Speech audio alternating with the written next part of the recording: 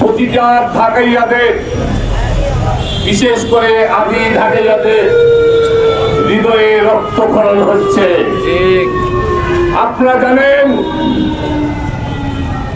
এই রাজুকে নিয়োগপ্রাপ্ত একজন চেয়ারম্যান কিছুদিন পূর্বে আমাদের আদি ঢাকাইয়াদের রক্তক্ষরণ করে দিয়েছে।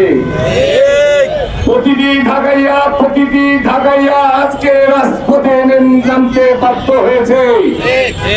আপনারা জানেন রাজুকের জন্ম 40 থেকে 45 বছর, কিন্তু আমাদের পুরান ঢাকার জন্ম 4 থেকে 500 বছর। মাননীয় রাজুকের চেয়ারম্যান, আপনাকে ধিক্কার জানাই।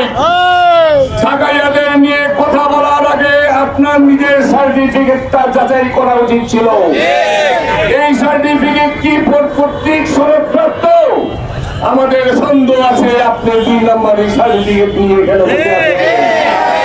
আপনি কি ঢাকাবাসীর, ঢাকাইয়াদের কোন আদিবাসী স্থানের খবর জানেন? রাজারা যখন বাংলাদেশ নামক একটি দেশের অস্তিত্ব করেছিল, তখন বাংলাদেশের রাজধানী ঢাকা করেছিল। সবচাইতে বড় কথা, সেই ঢাকার রাজধানী আজকে আমাদের পুরান ঢাকা, কারণ পুরান ঢাকা থেকে বাংলাদেশের রাজধানীর উৎপত্তি হয়েছে।